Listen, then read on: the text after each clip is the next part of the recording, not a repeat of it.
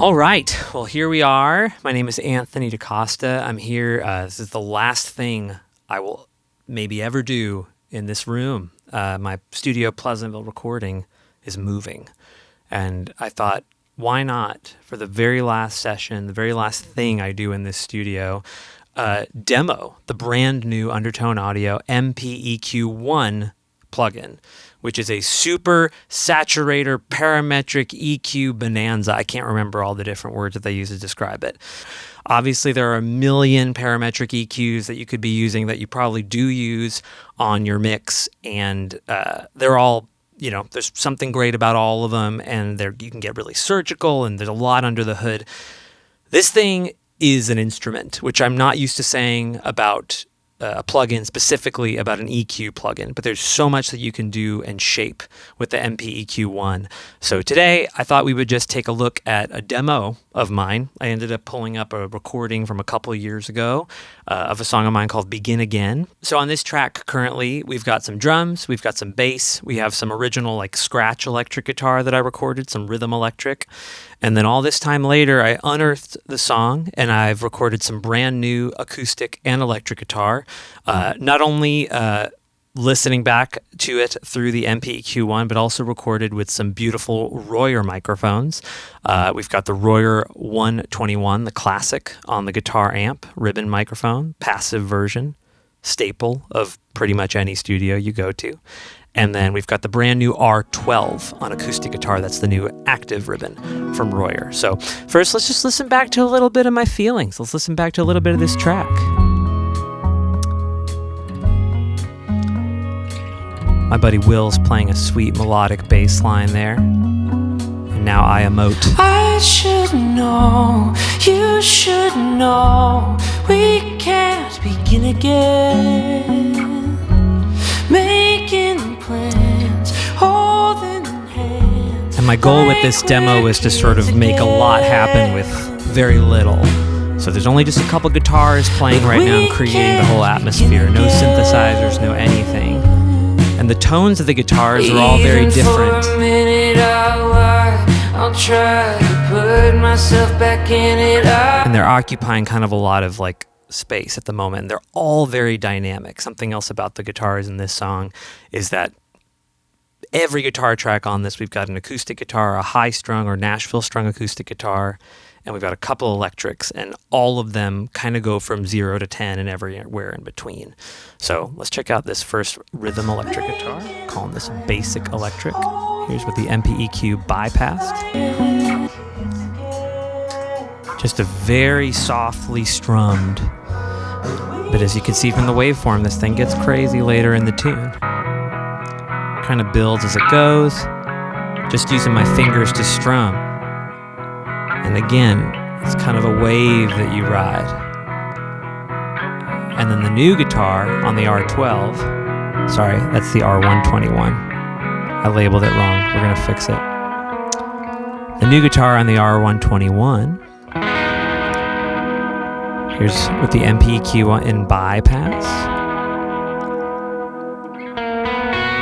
Obviously some more kind of lead, hooky kind of energy, meant to pair with the softly strummed electric. They're sort of splitting center a little bit.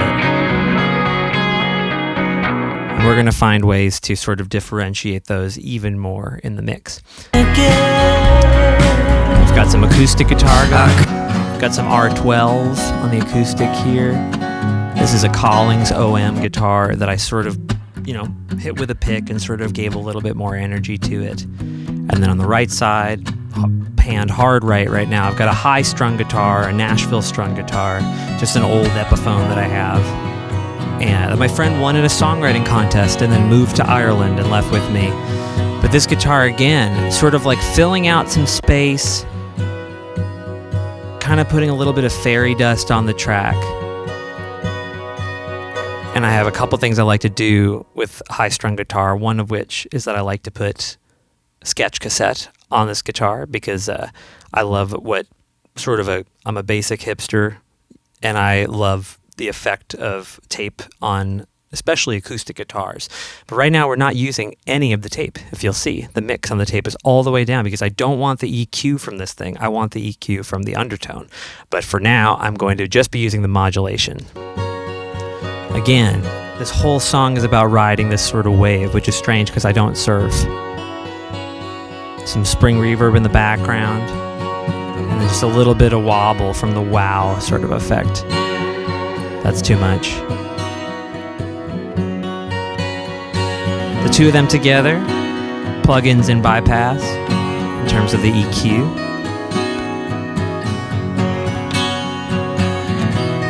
And here's with the MP-EQ in. You might think to yourself, things just kind of like widened and opened up even more. How can you widen tracks that are already hard panned left and right?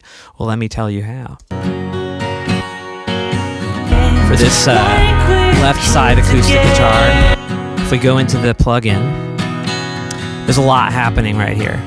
So, as you probably know, if you've studied this plugin at all, it has 4 main bands that you can mess with, sort of building off of the parametric EQ platform. But what you can learn about this thing from Eric Valentine's videos and now a bunch of other videos is that there are a couple features to this plugin that I don't know of another parametric EQ plugin can do. One of which is adjusting what they're calling a shape, which, as far as I can understand, the difference between the shape and the cue, the shape is kind of like extending the shoulder of like the move that you're making with the boost or the cut, and sort of like turning what could be like a normal peak or a bell curve into this kind of like, it's sort of just like patting your friends on the back, and it's sort of like spreading the wealth a little bit and extending the EQ move. So for this guitar, I decided to do a few things. One of which is we've just got a little bit of a boost, actually. Well, first we got a high pass around 40 because, we don't need anything much below there. There's not much going on. I'm actually kind of boosting around 180, just about a dB and a half, and a pretty, the Q is on the wide side, but I started to kind of like mess with the shape a little bit because you could see that it kind of starts to like bloom in a fun way.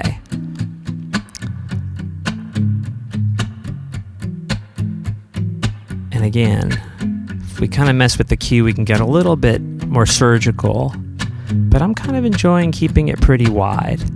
Now, low mids, I don't know about you, but they're the bane of my existence. I think they're the bane of a lot of people's existence in the studio. And so I decided to kind of like cut around 350 by about 2 dB. Now the Q here is a little bit narrower. Here's without. It's fine, maybe just like a little bit tubby. Suddenly it has this pocket, especially on those percussive parts, which I really love. We're extending in the upper kind of high mid frequencies at about 2K, and I've done a pretty dramatic move here. And we're talking about like this is over 4 dB right now. So without, especially recording on the ribbon, like the R12 is so great at kind of capturing the natural warmth of an acoustic guitar, but it's one of my favorite things to do, to take a ribbon microphone, whether it's an old one or a brand new one. They all have that really lovely kind of darker, warmer character. And then I love to, after the fact, in post, introduce some high information that was kind of just pulls this really cool character out of them. All the vocals on my last record were done this way. I recorded them on a big ribbon microphone, nice and dark, and then kind of like push these strange high frequencies in it. And it just creates this really cool effect that you wouldn't have gotten otherwise. So, again, pretty subtle for the most part, but you can kind of start to hear what this thing's doing for it. Something else that I'm employing, especially on this high mid boost here, is the distortion or saturation circuit, which is crazy. And I know from watching Eric's videos that that's something that he really wanted out of this plugin, was to be able to sort of adjust the individual distortion of each frequency that you're picking here in the parametric. And it's kind of like something that I never would have thought to do because I'm not a plugin designer. But it's something that I'm finding like very fun to sort of like be able to really exaggerate certain frequencies without like totally overwhelming the instrument. So let's mess with that for a second. So we've got that boost going on around 2K here, and then we've got this huge distortion thing happening right now. And again, you wouldn't really like tell too much. Here's the boost, and then here's the distortion. Now that's pushing it into the extreme, but we have that power. And again, these are all sorts of like little moves that make this thing kind of like come alive to me as someone using it. And I'm just messing with it for the first time today. And it's really, you can do so much with just like a few little tweaks to kind of like liven up your mix. So, and if I swear to God, if at one point during this, I'm talking about it and showing you the differences and I have something in bypass, don't roast me too hard. It's been a long day and I'm moving. Anyway, let's see. Our last move, up around 10K, very subtle boost, 1.5 dB. And man, especially in the end of this tune, just to have that kind of pushing the distortion around 7 dB here. We don't want to go too hard. Looks like I had it out before, but I kind of like it. I've been messing with the different things between the tube and the smooth and the solid state. And again, kind of fun, we used the Undertone MPDI-4 to record this stuff, which is obviously a really beautiful solid state mic preamp, but kind of fun to be able to throw like some tube energy on top of it. I say we go with that. That's the other thing with this plugin is like there are no rules. And there's definitely no rules in here. So let's take a listen to these acoustic guitars kind of in context again, especially towards the end of the tune. I will be the same and I should know.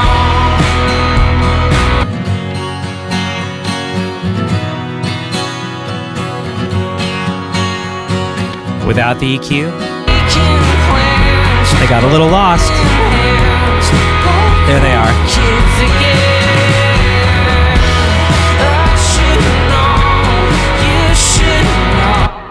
We done good.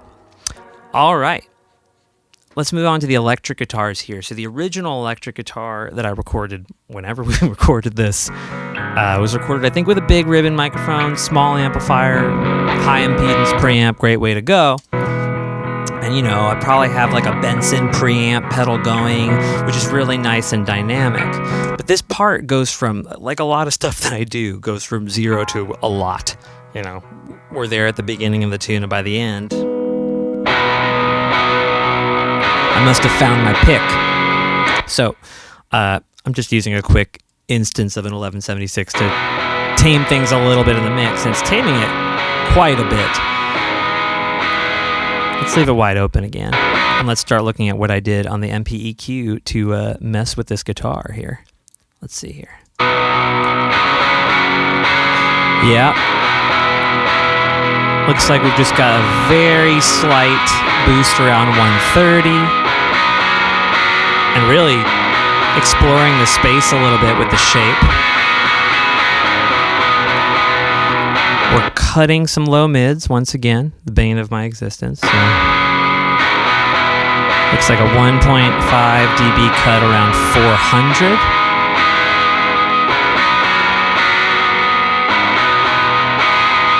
I don't think I want to add distortion to that section here, but we are pushing things just a little bit in those low frequencies.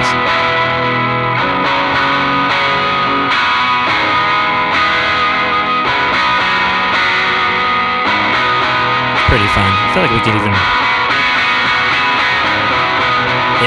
push things again a little bit further over. All right. Looks like we got some high mids going on around 1K. And, you know, sort of on the broader side. Looks like, we got to take this look.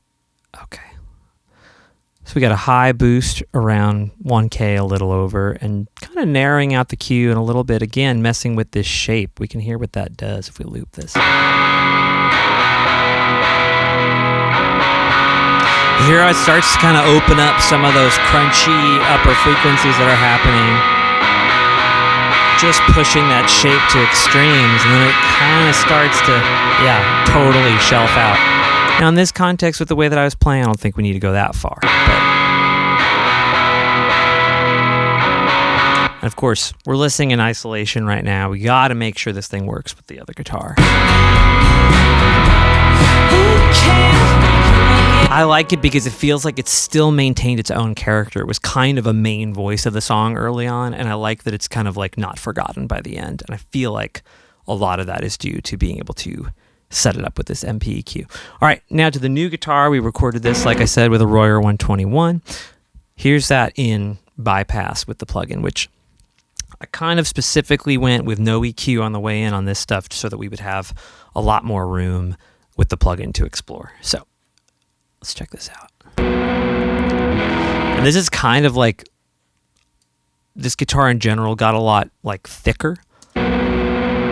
Similar energy, but sort of a thicker, different kind of monster. But obviously a little muddy.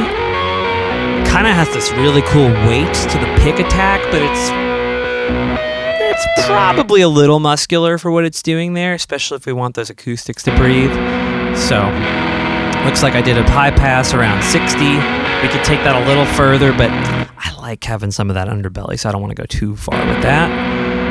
130, just a very subtle boost. Kind of want to mess with that a little more. And again, just play around with this stuff. If this looks intimidating to you, you're not alone. I'm a singer-songwriter who became a producer, who became an engineer.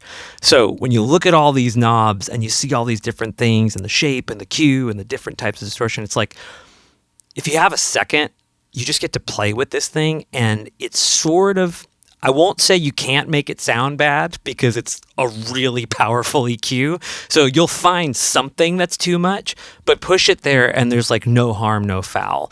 It's like, it's airing close, not in style of EQ, but just in the sense of when you have a good pull tech and you can just kind of make dramatic moves with the knobs and you'll always find something you love. It's kind of how I'm starting to feel about the MP-EQ one. So let's see.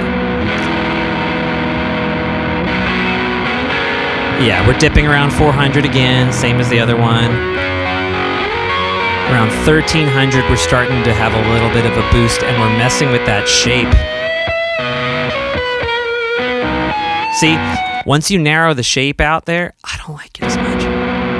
I kind of like that it's lending itself to the stuff right above it. Because these are, even with those typical EQ points that people talk about with certain instruments to like pay attention to, it's like you kind of get to explore a lot of them without having the cue being too wide, which is great.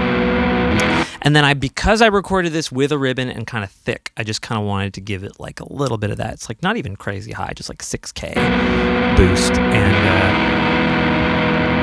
yeah, pretty narrow, pretty wide, broad cue, if you will. Can mess with that. Yeah. This one, I kind of like the shape. Stand down where it belongs. So again, really dynamic part, kind of wild.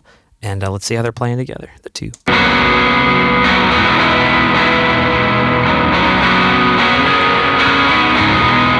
I like them because I like that kind of like thick energy. And again, we're getting a little bit more playfulness from the high strung.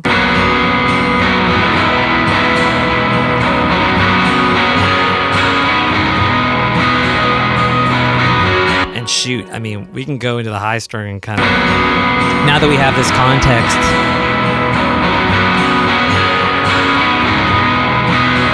bring in our main acoustic. Maybe bring these down a little bit. In a mix, I'd go through and automate some of this stuff, but for now, let it ride.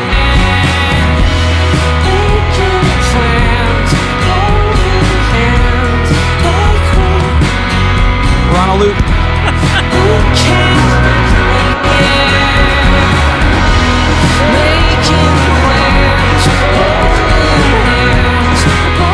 And there's something I haven't told you yet, which is that I'm rocking this plug-in on a lot more stuff. I'm rocking it on the bass. My buddy Will Honecker playing beautiful bass. Without. With. pushing some distortion, pushing that color. Also that output color, which they modeled, I think they took an impulse response from the hardware unit. I haven't turned that off on anything because that's how I do. And then I've got the drum bus going. This is just something I threw together today. That's how impressive this is. But the drum bus got a little bit of a dramatic, limiter going. But man, listen to that MPEQ without. It's fine. Is it just louder? No. It's also more open. A sound Eric Valentine could probably almost appreciate. Speaking again, friends, holding hands, all right. Let's cut this out before I put it on the master bus. My name's Anthony DaCosta. Thank you so much to Undertone Audio and Royer for having me today in this exploration of not only some really beautiful Royer ribbon mics, but the brand new Undertone Audio MPEQ1, available now.